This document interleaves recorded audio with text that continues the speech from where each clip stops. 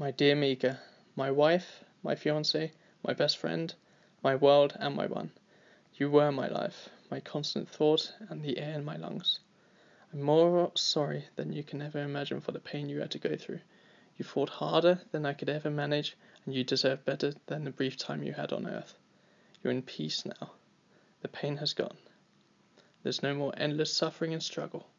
You're free, free to fly with me always by my side, to watch over me as I brave our world without you, until I get to lay with you once more.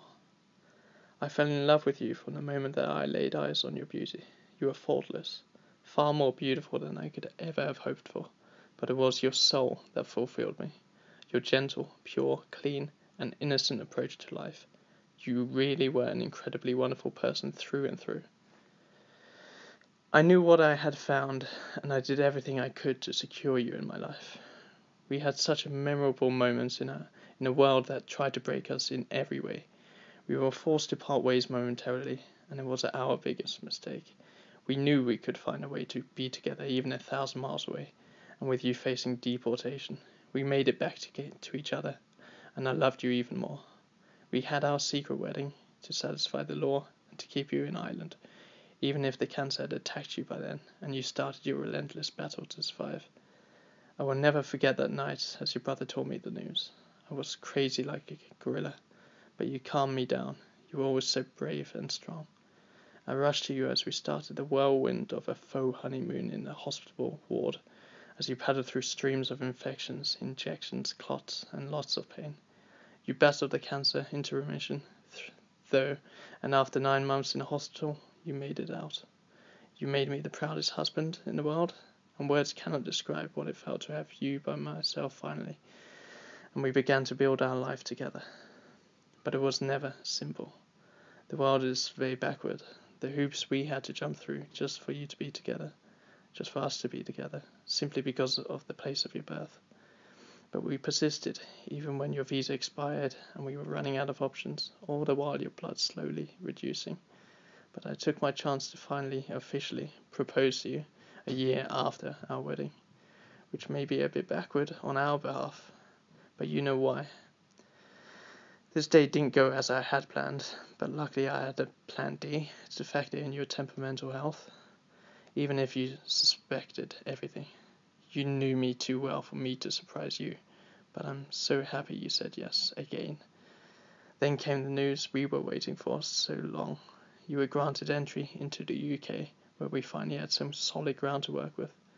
But life would be way too easy if there was only good news. So, of course, your leukemia came back for Christmas. Just what we needed. But we always stayed positive and looked at the bright side. So I lost some of my finger, which enabled me to support you in hospital. We had a plan, a couple more cycles of chemo and a bone marrow transplant, and we could finally start to live our life. The plan was working, and you were amazing in hospital, as I spent every hour with you. We finally could spend some prolonged time together amidst the observations and wake-up calls. Then it happened. A gust of air, a butterfly's wake. You were vulnerable and fragile, my dear. You got an infection. Pneumonia initially. This was horrible. Watching you struggle to catch your breath. Sleepless nights of coughing and pain. The pain was always there. Your headaches, nausea, dizziness, diarrhea, constipation, bleeding, PICC lines, cannulas. You hated them so much. I adored your courage. I'll never forget your face of terror during the PICC line insertion. It's imprinted in my mind forever as I try to comfort you. I can only wish no one has to suffer the way you did, but unfortunately many will. So now you're gone. It was so hard to say goodbye. You have no idea. When I rushed into your room in the morning to see you this week, I still couldn't ever have imagined what would happen to you. It was never an option in my mind. We were supposed to be together forever, but life fucks up. They said you go to ICU as a precaution. I still had no idea, and obviously neither did you. When after a few hours of you struggling, the doctor pulled me aside into the room. I was expecting to hear good news on your recovery. It was not good news. 99.9% chance of dying within hours. Thanks. Now what do I do? Do you think I was prepared for this ultimatum? How do you even approach this?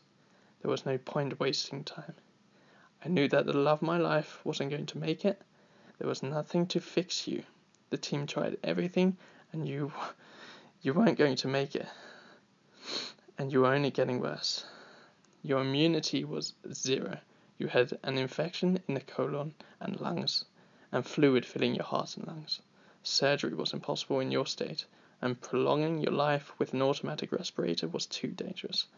You were going to shut down within hours. Your heart and lungs running 5 marathons back to back, and I didn't know what to say. I hid my tears as I put on my poker face and tried everything to keep you optimistic and painless. I couldn't tell you weren't going to survive. I couldn't do it. It would have destroyed you and made you miserable. Please understand, baby, that I did it to protect you. I know how sensitive you are and how much you wanted to live, but it wasn't possible. You were drawn a terrible hand, my love.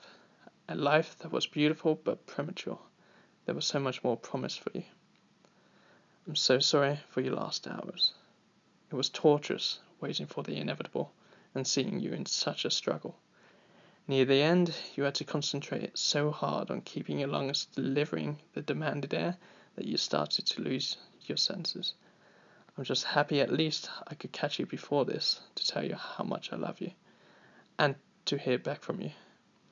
I asked you where you wanted to have our big wedding. Of course, you said Brazil. So I'll be with you in Brazil soon, babe. I'll see you there.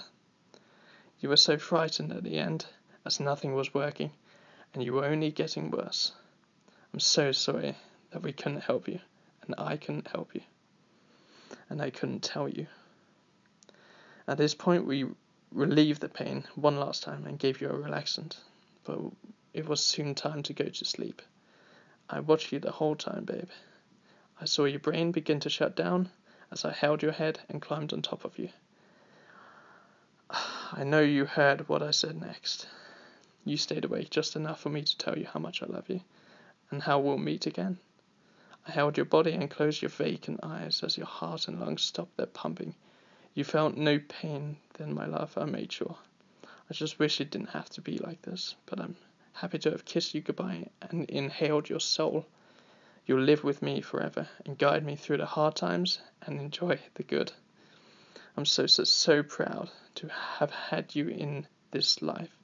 You really can't imagine how I'm going to miss you. And I wish it could have been me to take away this horrible cancer, to relieve you of that pain. It was relentless. But you're in peace now, with me always. I love you, Micaelle, Marinho, Ramos, my one. You're extraordinary.